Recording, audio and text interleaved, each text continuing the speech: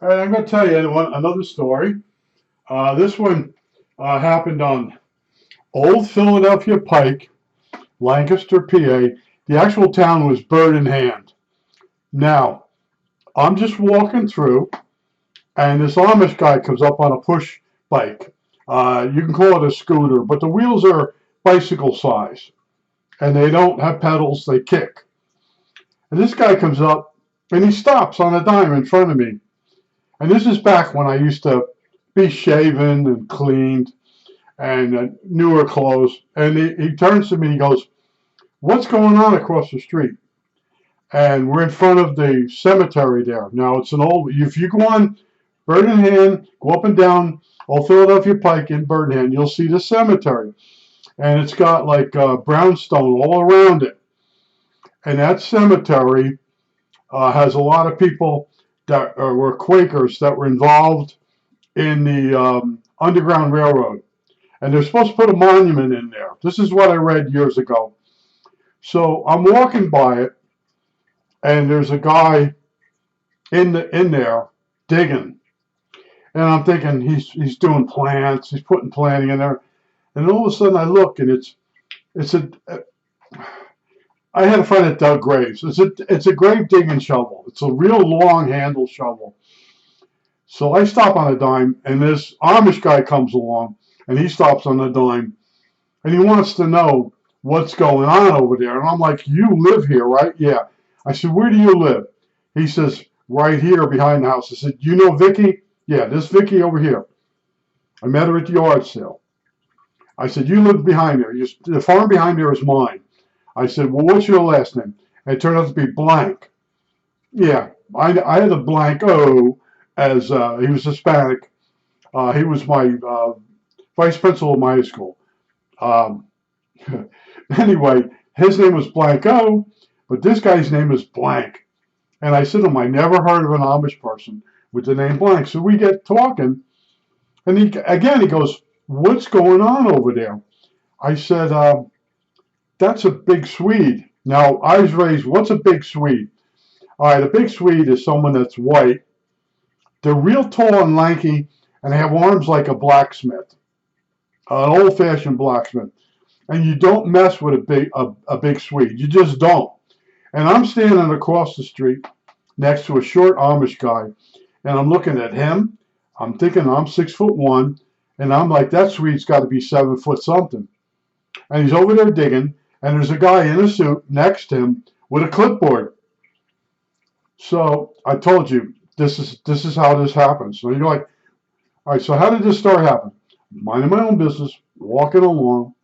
The Amish guy, I won't say he goaded me up to it, but I said, it's very unusual to be digging in a cemetery that's over 300 years old. It's sacred ground. I consider it sacred ground. After everybody's buried in the cemetery and it's full, that's it. You leave it alone. Well, that's not true. If you ever watch Poltergeist, technically they can move a cemetery if it's over 100 years old.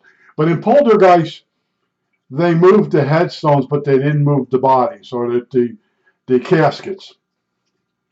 So I know you probably saw Poltergeist, but so we're back to this cemetery. It's over 300 years old. People in there are buried. They're Quakers. Remember, Pennsylvania is Quaker town, Quaker state. Quaker. There were a lot of Quakers here originally. Then the Mennonites and Amish moved here because William Penn was a Quaker. His father was given the state of Pennsylvania as payment, and then he died, but gave it to his son. So William Penn, and the name Pennsylvania, moved here, came here. He entered into, what did I see? It was Chester, Pennsylvania. Really rundown area now. But that's where he came in. And he wrote letters to the Amish, or to the Mennonites, and to the Amish. He wrote letters around the world to different people that were being persecuted and said, please come here. I'll give you like a safe haven. All right, so now that's Pennsylvania. So we got a Quaker cemetery because there were a lot of Quakers at one time. All right? And the Quakers, several Quakers, and I always tell you this, Thomas Jefferson was an Anglican. And as soon as they come up with the idea, the Quakers and Thomas Jefferson, when they were doing the Constitution, to put in freedom of religion.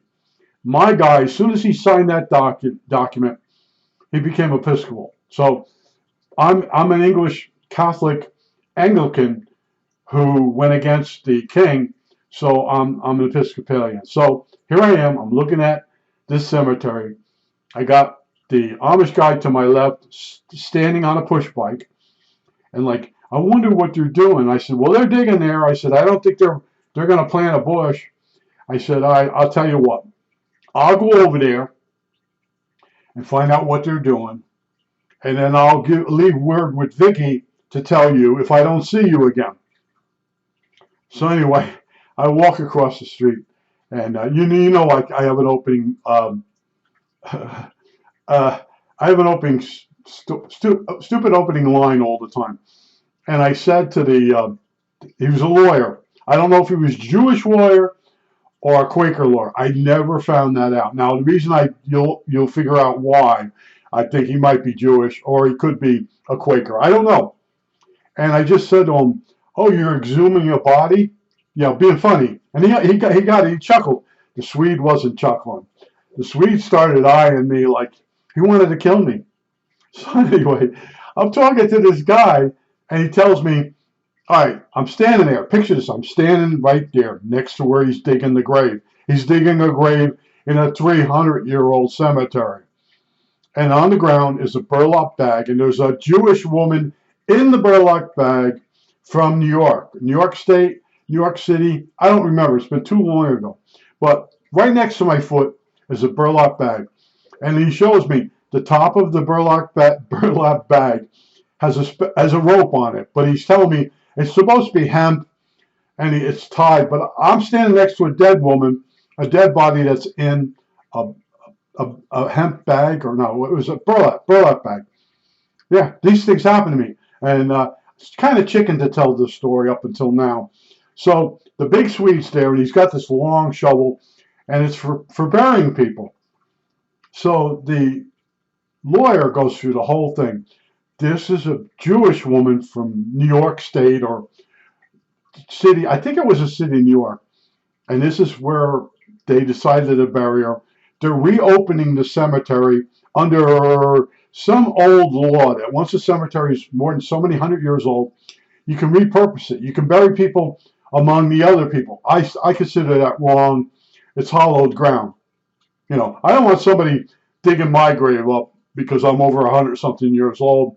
Anyway, the guy, he starts telling me about the cemetery, how they're going to restore it. It's a historic landmark.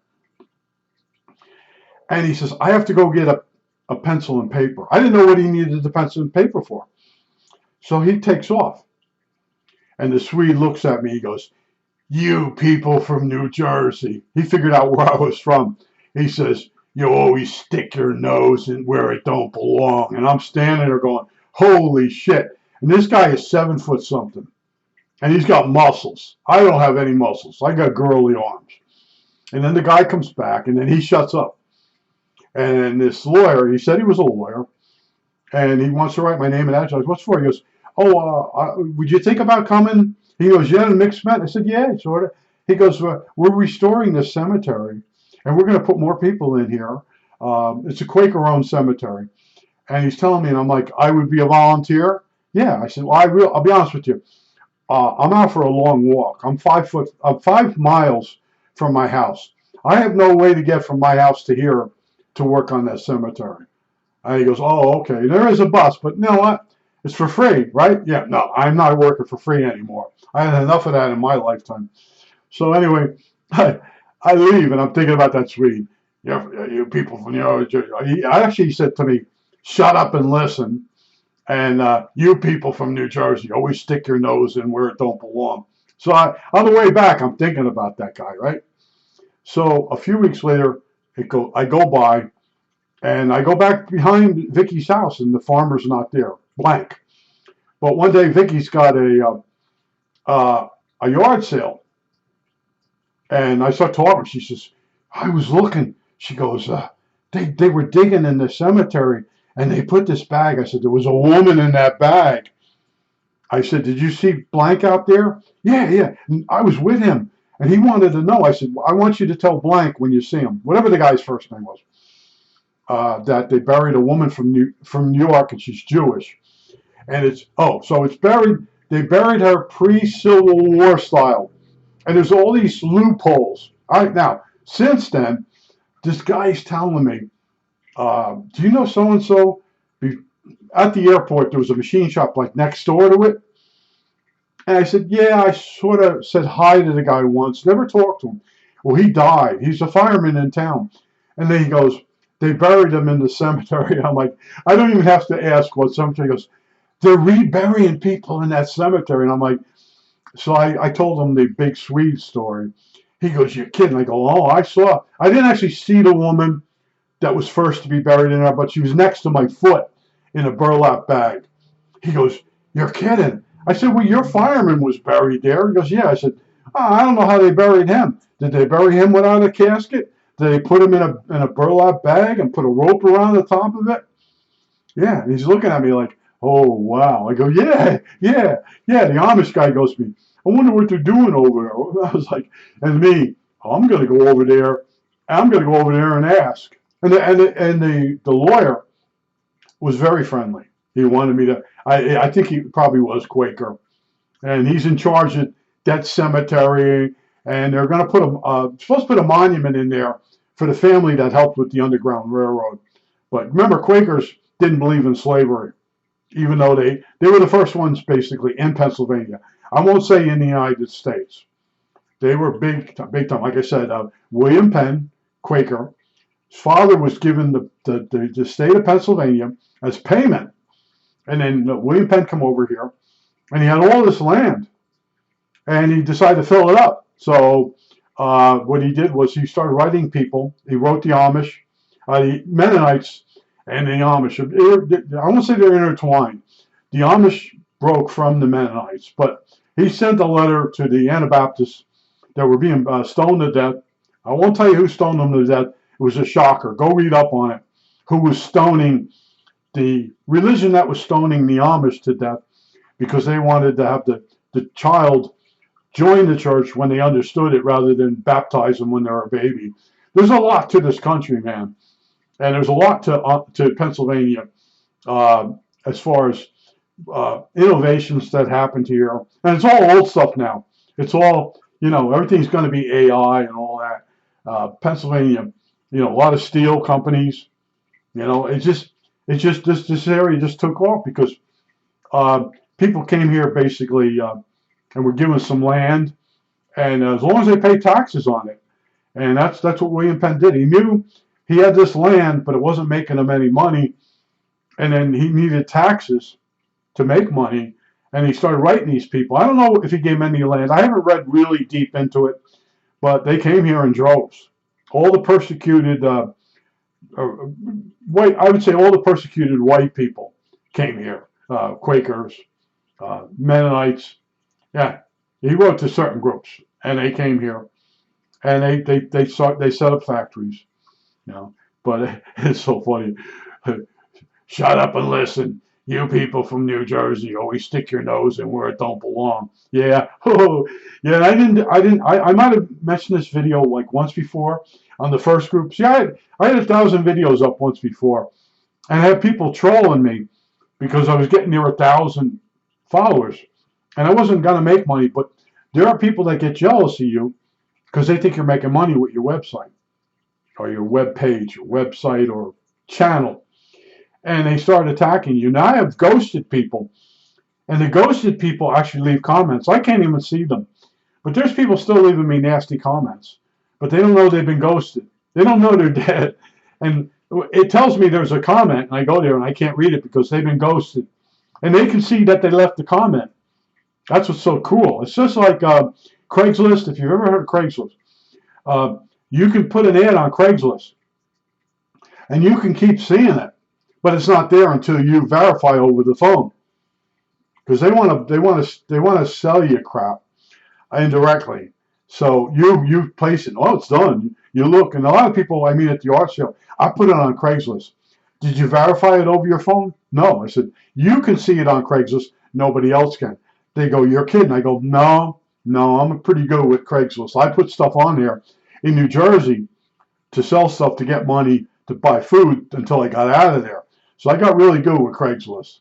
And I had one guy, uh, what I mentioned 3 items that were, I did it correctly, but he wanted all 3 items for the price of a chainsaw. And I refused to. And he went to Craigslist and they took my listing down. And then I had to call them up. And they said, he was trying to extort me for a chainsaw. He wanted all 3 items for $15. And everything was $15 but the chainsaw. It was a brand new electric chainsaw. And yeah, so anyway, I used Craigslist exclusively.